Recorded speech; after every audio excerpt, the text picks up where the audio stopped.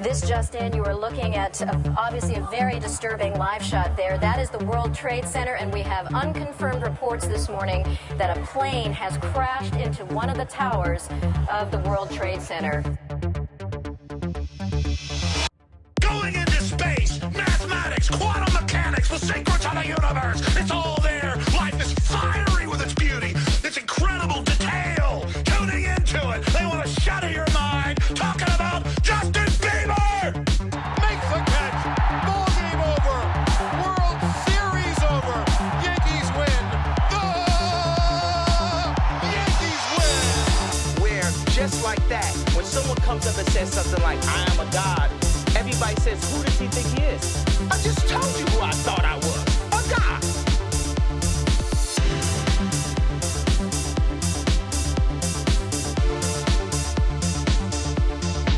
Do not come. Do not come. I'm gonna come.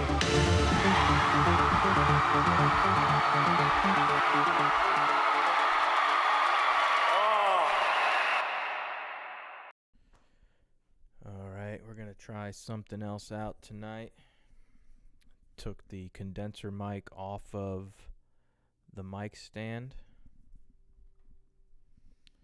So I'm going to awkwardly hold it. This isn't a microphone that is meant for holding. This is a microphone that is meant for being on a mic stand. So I currently don't have a mic that you are supposed to hold, so we're going to be a MacGyver with this one today, ladies and gentlemen. It is Sunday evening. It's 7:40 p.m.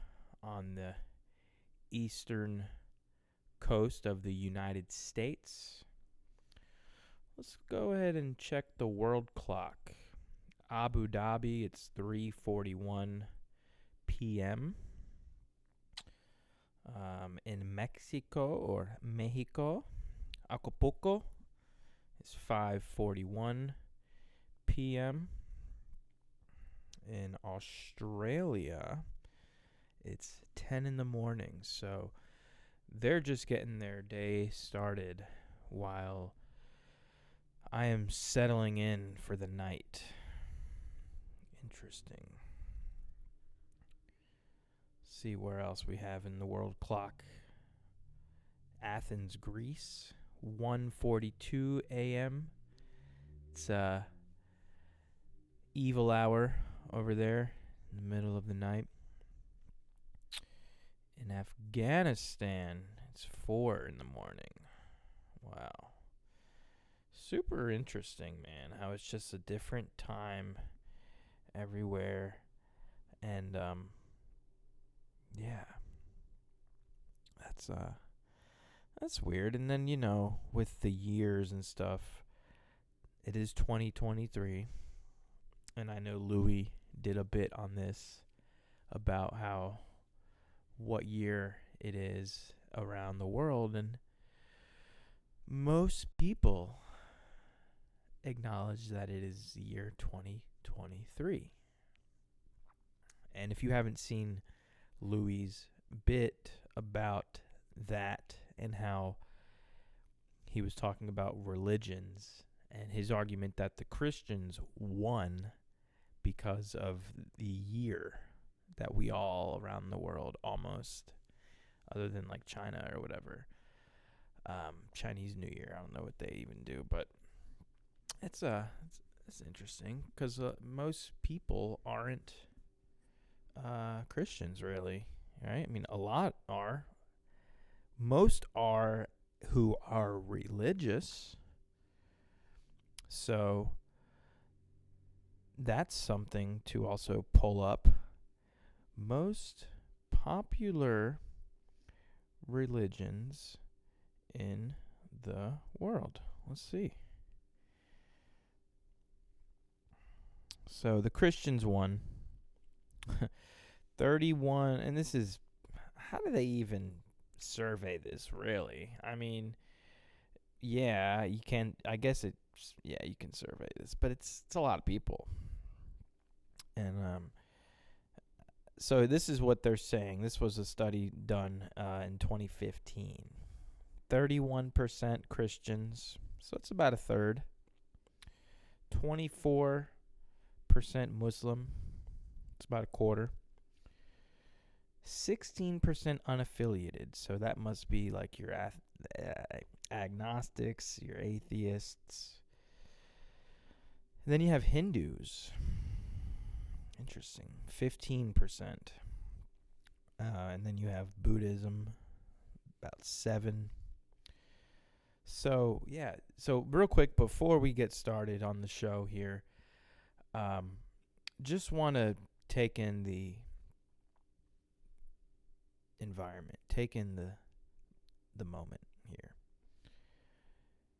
Doing a different sort of theme, different sort of setting, lights out, some candles,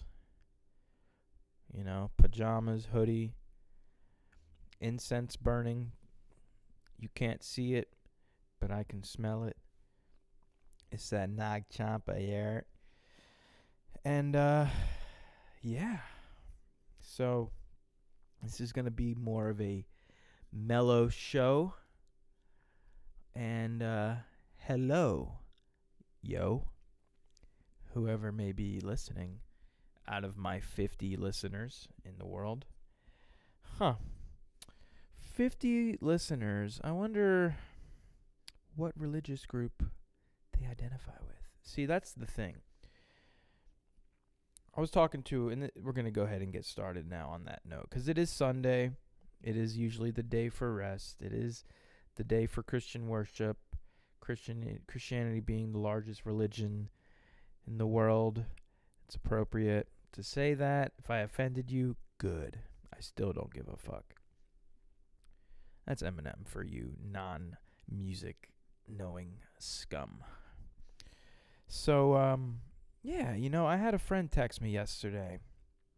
I'm not going to say who it was because I don't want to dox this gentleman. But this is a well-liked gentleman in the community. And I appreciate when people reach out. It lets me know that people like and respect my my input, and my experience really is all I can speak for. I only have experience. I don't have any knowledge or wisdom or suggestions. All I can speak from is my experience. So, with that being said, and talking about different cultures and times around the world, clocks, rather, different religions, spiritual practices, beliefs, we're going to kind of get into a question that I had about, had from a friend about religion yesterday. Question is, you talked about being spiritual and meditating in the past, but you also talk about being a Christian. So what's your thought on doing both? Is it bad or against the Christianity? Or is it okay because it's to help the mind? I've been meditating a lot and not praying, but I'm a Catholic. I just don't know. At the end of the day, I still believe in God. Okay, that was a lot. It's a lot. It's a lot to pack into one text message. This gentleman is seeking something outside of himself, which I think is beautiful, and humbled to be someone that they can ask for my experience with it, and maybe my thought or my opinion, but not my knowledge or my intellect. That won't guide my answer. Only my experience and only the truth as I see it from whatever this is, higher dimensional being that cast upon me. So first of all, I will say, I don't know that I identify with being a Christian per se. I will say right now on my journey that Jesus Christ has been my main focus of a higher power or deity, right? I have been prescribing to a lot of his teachings lately in the Bible, the Beatitudes, whatever, how you say it, the Gospels. Well, the Beatitudes are the Gospels, right? In the Gospels anyway. So I'm new. I'm very new to the teachings of Christianity. Just to give a little background, we were raised Catholic, quotation marks. I was baptized, and then I had a communion, but then I never had a confirmation, or I was never confirmed, whatever that means. So to answer part of the question is, I don't identify with being Christian. However, I have totally been in the Jesus message lately. Totally been about the life and teachings of Jesus. And so, oh wow, that makes it a lot darker. Should we do that? Let's see. If I turn off the console. You know what? I kind of like that tonight, you guys. Like, that's... Even it could be darker if I go like this. Ooh. Yeah. We're doing that. So this is somewhat this is not a video episode, really. I mean, it is if you want to look at the candles. And hold on, let me just change this part real quick. But yeah, we're gonna definitely have this as a video episode with the candles. That's fucking dope. Yeah, let's turn off the Xbox. Bada boom. Turn off the TV. And let's be here now. Ram Dass. Yeah, so in that being said, talk about being Christian. So what's your thought on doing both? So here's the thing, bro, is like, it is never bad to seek, because seek and you shall find. You know, I, for one, have a fucking I shouldn't say the F word. I'm really trying to be more mindful. Sounds gay. I'm trying to be more mindful of saying the word fuck all the time. And also I say God damn it a lot. And I've been saying those words for like, ever. So it's really hard, but I'm trying to be aware of when they come up. So GD and all that, change it up. So anyways, I have an Om tattoo on my foot. That is a sign for Hinduism. In early recovery, I got into Hinduism a lot. I got into Ram Dass. I got into Trevor Hall. And gurus, Muji, Maharaji, Neem Karoli Baba, in other words, Amma, the hugging saint. I got into a lot of these people, and we'll call them gurus for the term, because that's what they are proclaimed to be. Okay, and I'm gonna backtrack and tell you my opinion on the term guru and the title and all that. So yeah, man, I still, I battle with that myself. Like, I have a hard time with I would like a simpler life to say this is who I am, this is how I believe, this is my religion. Sure, that'd be dope, but I still really do appreciate some of the thoughts of Hinduism. So with that, I'm going to open up the Bhagavad Gita real quick and just share some of my favorite parts, man, because like that's the thing about this whole thing here is you know what I'm going to do, guys? I'm going to do this. I'm going to actually get my headlamp. Hold on a second.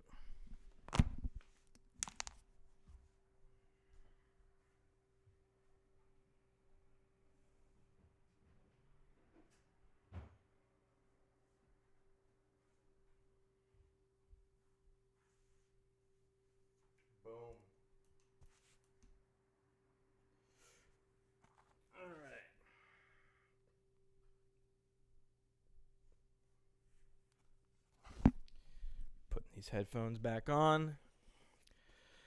So, if you're watching, I have the Bhagavad Gita, and this is essentially, the Hindu version of the Bible. Now, there's more to the Bhagavad Gita and more to Hinduism. They have the, if I can remember this, the Upanishads and the, whatever. They have other texts, but the Bhagavad Gita seems to be the most common. It is the teachings of Krishna. To give a quick background on what the Bhagavad Gita talks about, it is about a young warrior named Arjuna, and he is struggling because he is supposed to be like fighting his family in a battle, but he doesn't want to fight against his family in this battle, and he seeks the help of Krishna, who is one of the major gods of Hinduism. Hinduism is a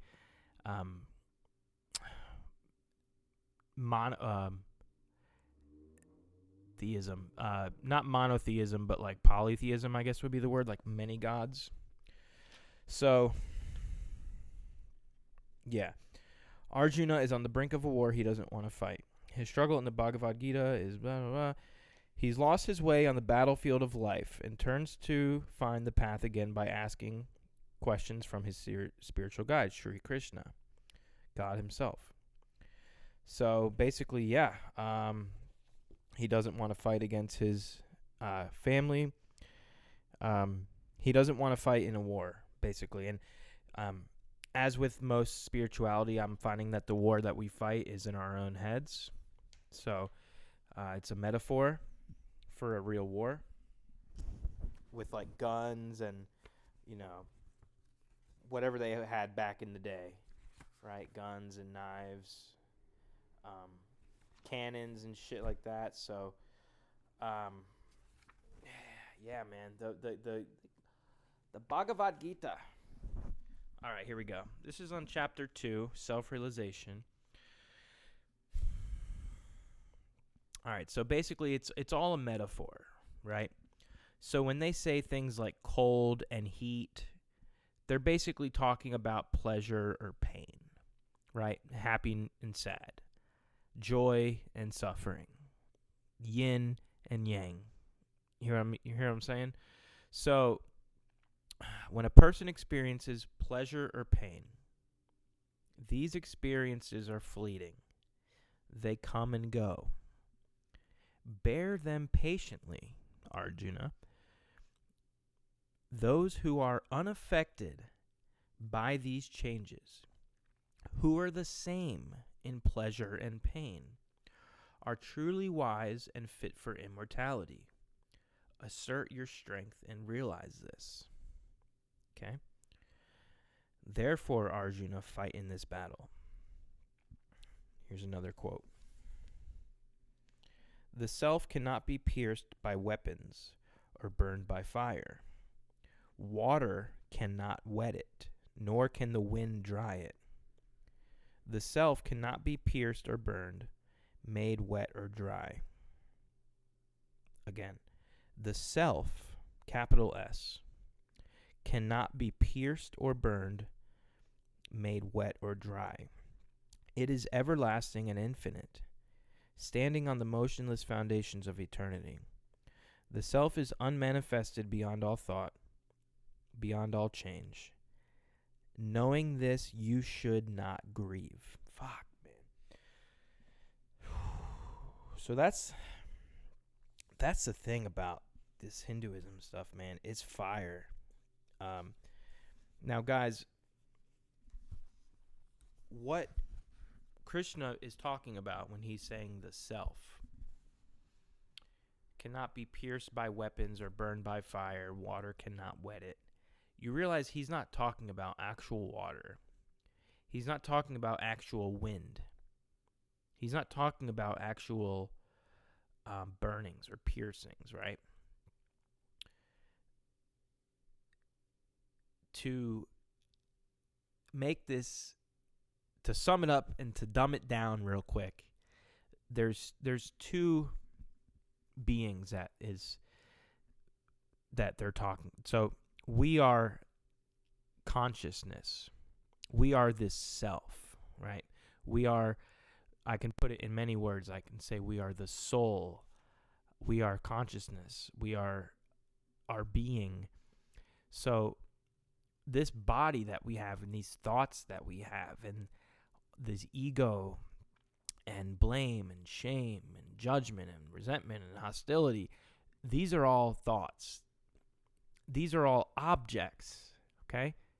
It is a subject-object relationship in the body. The objective reality or object remains the entire time. So he's talking about that self being the object of self that cannot be pierced by weapons or burned by fire, right? So the subject of self, the physical realm and shit, yeah, that all can be affected. You know, you can get evicted, you can get in a car crash, you can get dumped, you can get beat up. Yeah, sure, of course. You can die. But this inner being, this higher level of consciousness, is the awareness behind all of what's going on.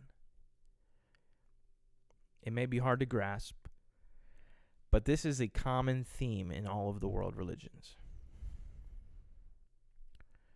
And it really talks about once you can master your thoughts, then you will be in the eternal salvation, life forever. They use different words for that as well. I'm having a brain fart, but what is it called? Enlightenment in Eastern philosophy, right? So I hope that makes sense, because this is a very common theme in Eastern philosophy. We have a subject and object relationship. We are the self, which is the awareness behind all of our thoughts. The awareness is the same word as our consciousness, is the same word as our self, and you can think of any word for it, truth or being. And people who meditate a lot, they try to tap into that. And that's why they say when you're meditating, just watch the breath. Watch the breath, watch the thoughts come, and watch them go, and watch your belly rise, and watch your belly fall.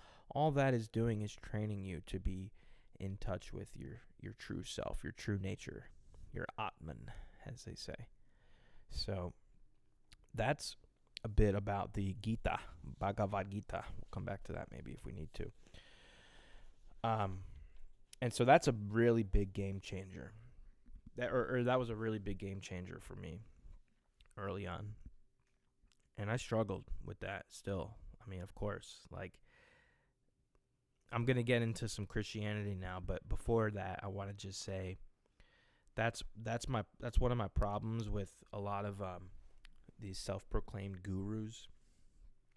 I don't buy into any of that. I love to read books and learn, but I don't think there's a healing power of one person in the physical realm on this earth. I've gone to a lot of them, shamans, Reiki. I've done some of the psychedelic therapy with actual clinical supervised clinicians, doctors.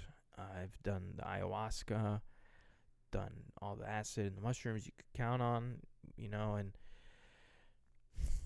it all comes back to your thoughts. For me, in my experience, it all comes back to my own thoughts and wrestling with not being okay or not being comfortable in my own skin. And so that's what a lot of what they were talking about in the Gita was, when a person becomes unaffected by pleasure or pain, when you become unaffected, not to say it doesn't affect you, but when you are able to stay the same in pleasure and pain alike, Because even in pleasure, right? You're fucking getting a blowjob on a roller coaster, high as hell and feeling fucking great, never want to come down. Guess what? You're going to come down from that roller coaster. And you're going to crash. So it's better to not cling to even the highs of life, because those too will pass, right? This too shall pass. As with the low. As above, so below, right? Like, when you're down and fucking out, that will pass. So identifying yourself with your pleasure or pain and thinking so much into it is just going to amplify it, and it's just going to get worse. So it's better to be the object behind what's going on, the observer of what's going on physically, and watching your thoughts and going, oh, well, I'm feeling suicidal now, or oh, I'm feeling this, down, I'm depressed. You know, it's hard, but best practice for me is to just watch them come and watch them go. Don't you hold on to the high or low. So, not a big guru guy, just because why? I don't know, man. Those who can't do teach, in my opinion, and let me backtrack, because that was a Woody Allen quote. That's corny. And here I go judging myself, right? Just watching that. A lot of teachers have helped me a fucking whole lot. Don't get me wrong. The biggest teachers I've probably had are from the books that I've read, but I've learned a lot from therapists and counselors and what have you. But, you know, the term guru, I think that's fucking gay, honestly. Come on, dude. You're not fucking Jesus Christ. You're not Krishna. Like, you're fucking Bob Johnson from fucking Mooresville. Like, you know, get the fuck out of here. What do you... I don't know. It's just... Yeah, and I love... It's a paradox. It's a dichotomy, because I do like a lot of what I hear from people when I go to meetings. And I learn a lot from those people as well. But also, those people aren't claiming to be a guru. Look at the fucking Bikram yoga guy. He was like raping his they were fucking disciples. You know? They worshiped that guy. So anyways, I'm not trying to talk shit about gurus, but again, life coaches, not for me. They're just not for me personally. If you want to learn and you see, because I was forced to get onto this path because I went to rehab. And so I was forced into therapeutic environments and counseling, and I learned about Eastern philosophy from a therapist. If you are seeking for some other reason, because most of us are, and our country is in a state of where the most suicide rate ever and the highest violent crime and rapes and drug overdoses as a direct result of, you know, COVID and social distancing. So if you're in that space where you're seeking, fuck yeah, man. I encourage anyone to seek. I'm not trying to talk shit about people who help other people at all. I've just read too many books on talk about the 4 Agreements. Very good book by Miguel Ruiz. It talks about how there's dark magicians in this world and dark shamans, right? And blood-sucking for their own, not for their own pleasure, but for their own vanity and for their own attention. So if you have to pay someone $100 a month to tell you to listen to your breath and to watch your thoughts, they're a con artist.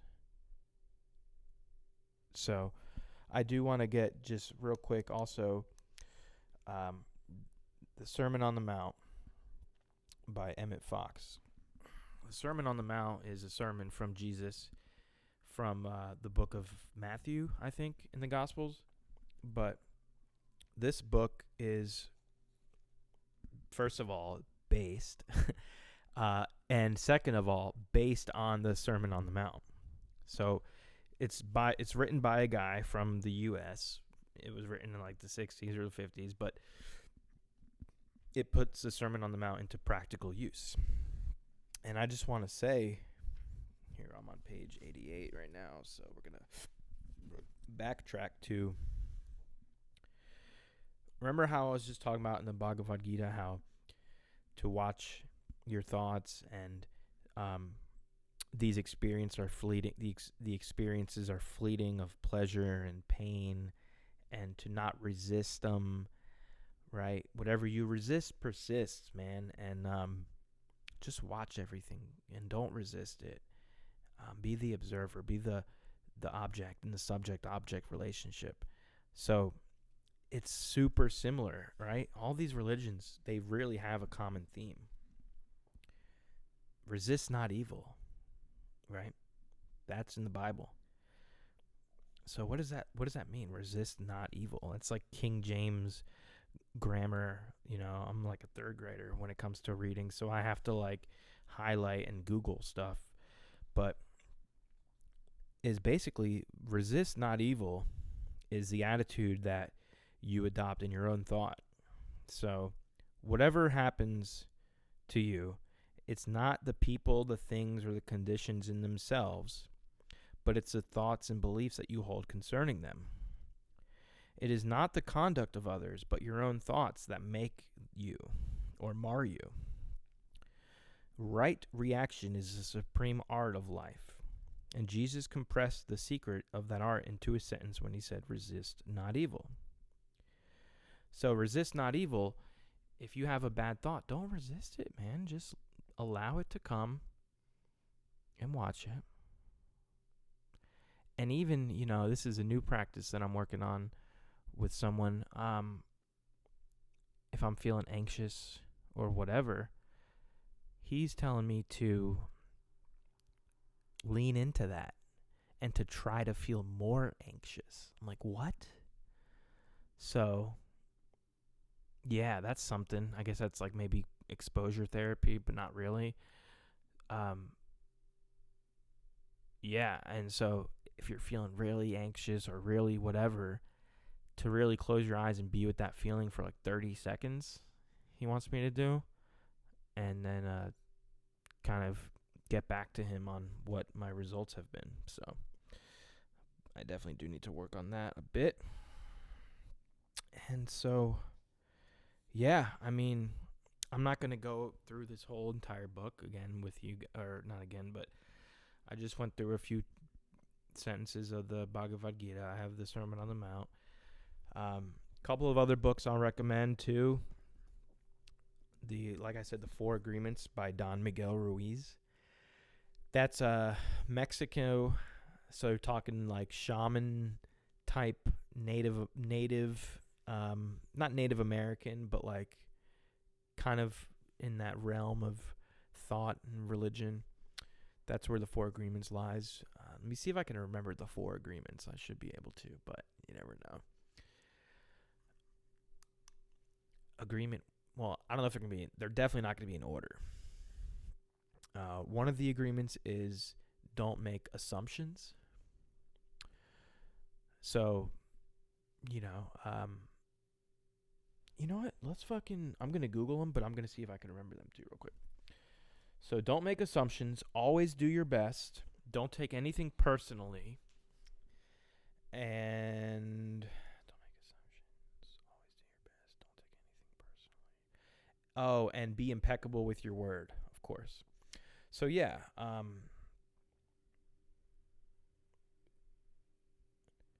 think they sum them up real quick here. So be impeccable with your word. Speak with integrity. Say only what you mean.